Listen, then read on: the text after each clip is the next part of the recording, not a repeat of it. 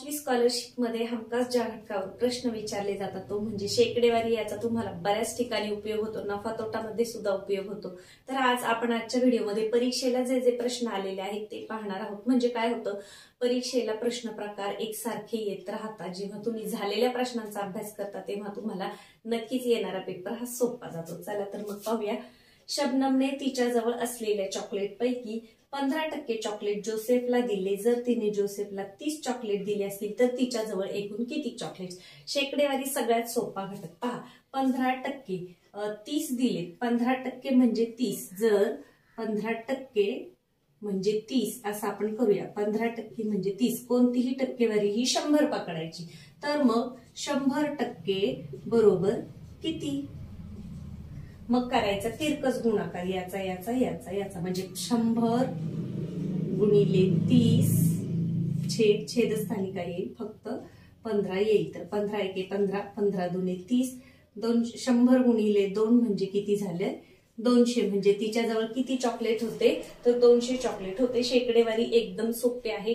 असं जेव्हा येतं तेव्हा जास्त काही करत बसायचं नाही। जे दिलंय टक्केवारी त्याला समोर दिलेला अंक लिहून घ्यायचा। मूळचे टक्के किती मानायचे? 100 मानायची, किंवा मूळची किंमत किती मानायची? 100 मानायची आहे। पुढचा पहा, हा फेब्रुवारी 2017ला विचारलेला प्रश्न आणि हा सुद्धा म्हणजे 2 प्रश्न शेकडेवारीवर आहेत।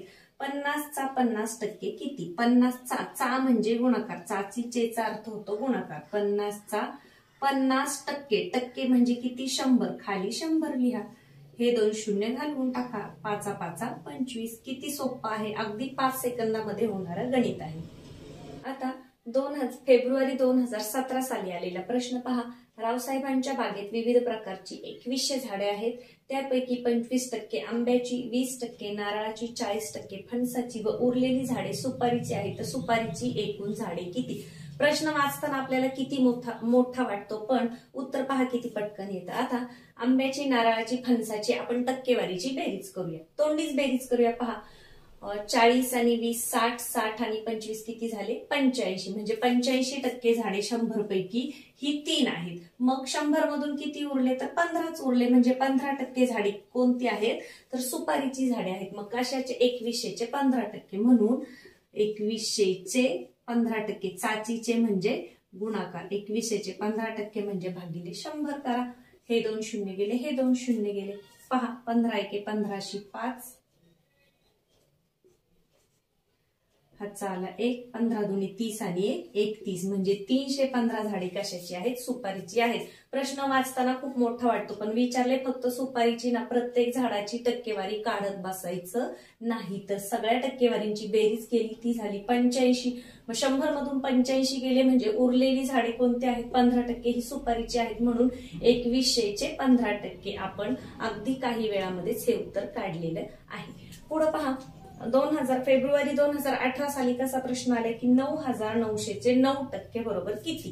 पहा 9900 चे म्हणजे गुणाकार, 9900चे 9% म्हणजे छेद 100 करा। हे 2 शून्य, हे 2 शून्य गेले। पहा 99 81 शी 1, हातचे आले 8, 99 81 आणि 8 किती झाले? 81 आणि 8 89, म्हणजे 891 हे उत्तर आहे। जेव्हा तुम्ही पेपर सोडवता तेव्हा आता 99 गुणिले 9 हे इकडे वेगळं सेपरेट घेऊन इथं गुणाकार करत बसायचं नाही। एवढा वेळ आपल्याला नसतो, एक प्रश्नाला साधारण आपल्याला 1 मिनिट भराचा वेळ असतो। त्यामुळे इथल्या इथे लगेच गुणाकार, अशा पद्धतीने तसंच आडवा भागाकार म्हणजे छेदस्थानी भागायची संख्या लिहून तुम्ही पटापट भागाकार आणि गुणाकाराच्या क्रिया करायच्या आहेत। तर पहा, फेब्रुवारी 2018ला विचारलेले दोन्ही प्रश्न आहेत। एका जंगलात बाभळीची 15% झाडे, सागाची 45%, पळसाची 20% व उरलेली जांभळाची आहेत। जर जंगलात 5000 झाडे असतील तर जांभळाची झाडे किती? आता 2017चा प्रश्न आपण पाहिला होता, रावसाहेबांच्या बागेतलं दिलं होतं आणि इथे बागेऐवजी जंगल, म्हणजे प्रश्न तोच आहे, फक्त थोडासा बदलून विचारलेला आहे। म्हणून या झालेल्या प्रश्नांचा जर तुम्ही चांगल्या प्रकारे अभ्यास केला तर याच प्रकारचे फक्त आकडे बदलून बरेचसे प्रश्न आपल्याला येत असतात। काय करायचे? सगळ्या टक्केवारींची बेरीज करायची। 45 15 आणि 20 किती झाले? 40 आणि 10 50 आणि 10 60 70 80। 80% झाडे ही आहेत, 100 मधले 80% ही आहेत, मग उरले किती 20%. मग 20% झाडे कोणती आहेत? जांभळाची. की कोणाच्या 20% एकूण झाडांच्या, मग 5000 चे 20% म्हणजे भागिले फक्त 100 करा, 2 शून्य घालून टाका. गुणाकार पहा किती सोपा आहे, हे 2 शून्य आहे असे द्या, 5 दुने 10 म्हणजे जांभळाची किती झाडे आहेत? तर 1000 झाडे ही जांभळाची आहेत. प्रश्न सेम आहेत, फक्त इथं नाव बदलून आणि आकडे बदलून तुम्हाला विचारलेलं आहे. आता हा 2018चाच प्रश्न थोडासा वेगळा. एका बागेत एकूण 60 झाडे आहेत, त्यापैकी 1/3 झाडे आंब्याची. कोणाच्या? 60च्या 1/3 झाडे आंब्याची, 1/2 झाडे नारळाची, म्हणजे 60च्या 1/2 नारळाची व उरलेली फणसाची आहे. तर फणसाची किती? आता इथे बेरीज करायची नाही, तर पहा 60चे 1/3 काढायचे आपण. 60चे म्हणजे गुणाकार, 60चे 1/3 भाग द्या, 3 एके 3, 3 दुने 6 म्हणजे 20 झाडे कशाची आहेत? आंब्याची आहेत. इथे लिहून ठेवा आंबा. 1/2 नारळाची, मग 60च्या 1/2 भाग द्या, 30 दुने 60 म्हणजे 30 झाडे कशाची आहेत? नारळ. आणि उरलेली फणसाची आहेत. आता 30 आणि 20 किती झाले? 50 आणि मग एकूण झाडे 60 म्हणजे फणसाची किती झाडे आहेत? 10. तोंडी सुद्धा येतं, इथं आपल्याला करत बसण्याची गरज नाही. 60 वजा 50 करायचे, 60 एकूण झाडे, ह्या दोन्हीची बेरीज करा, 50 उरले किती? 10 म्हणजे 10 झाडे किती आहेत? फणसाची आहेत. तर टक्केवारीची बेरीज कधी करायची हे लक्षात घ्या.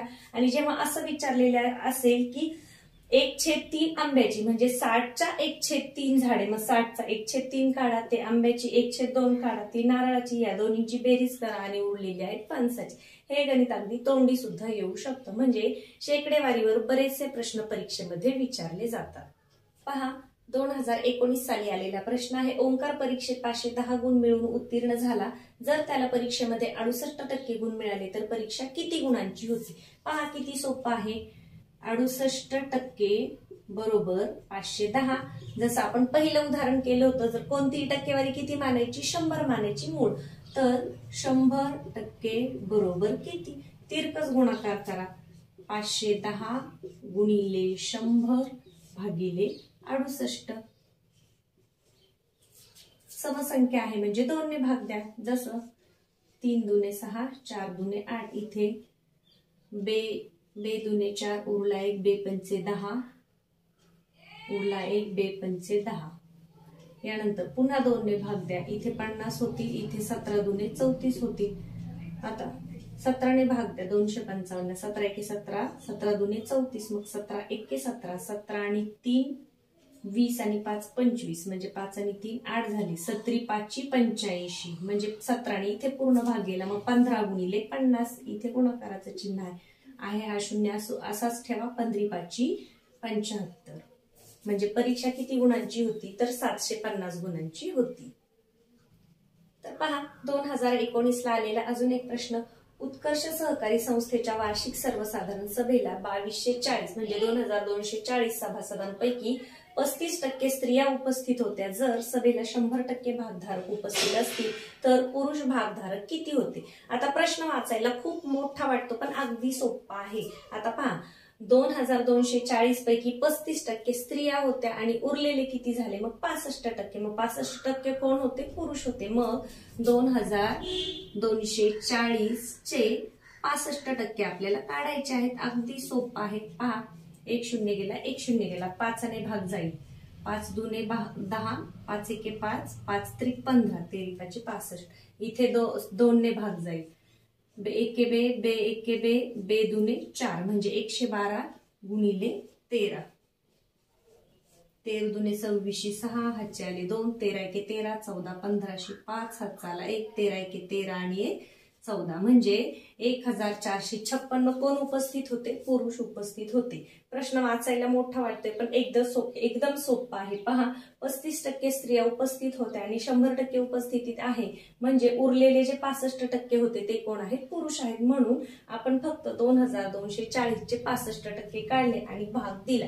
भाग देताना तुम्हाला विभाज्यतेच्या कसोट्या माहित असल्या पाहिजेत. जर 0 आहे 5 आहे म्हणजे 5 ने भाग जातोय, हे मी इथे भाग देऊन घेतला. त्याच्यानंतर पहा 0 आहे 4 आहे म्हणजे इथे 2 ने भाग जातोय, इथे मात्र भाग 2 ने गेला नसता. तर या पद्धतीने भाग सुद्धा तुम्हाला पटापट देता आला पाहिजे.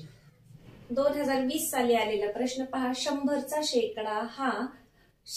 शेकडा 5 हा 10च्या शेकडा 10 पेक्षा कितीने लहान किंवा मोठा आहे. प्रश्न पहा, वाचताना थोडासा आपल्याला अवघड वाटतो, मांडून घ्या.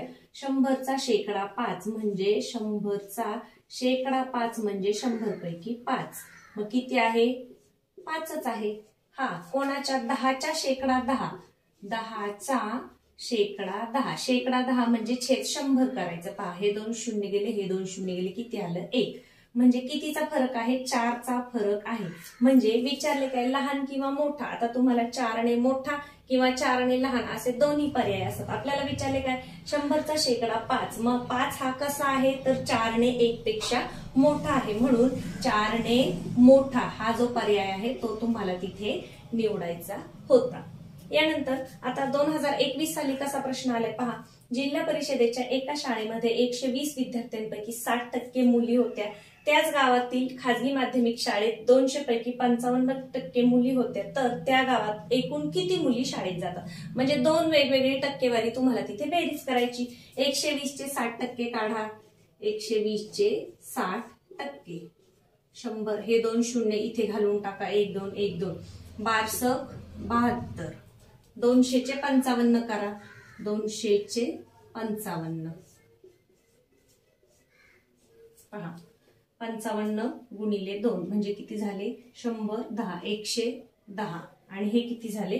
72. या दोन्हींची बेरीज करा. 2 8 म्हणजे एकूण किती मुली शाळेत जात आहेत? 182 मुली. म्हणजे प्रश्न दिसायला मोठा दिसतो, तो पण आपण अगदी पटकन थोडक्यात करू शकतो. आणि शेकडेवारीवर बऱ्याच प्रकारची उदाहरणं वेगवेगळ्या पद्धतीने विचारली जातात, म्हणून अतिशय महत्वाचा घटक आहे.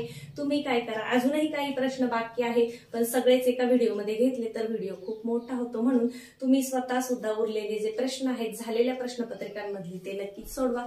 व्हिडिओला लाईक करायला कुणीही विसरू नका. चॅनलवर नवीन असाल तर सबस्क्राईब करा. आपल्या चॅनलवर तुम्हाला मंथन स्कॉलरशिप तसेच तुमच्या शालेय परीक्षांसाठी उपयुक्त व्हिडिओ पाहायला मिळतील. धन्यवाद.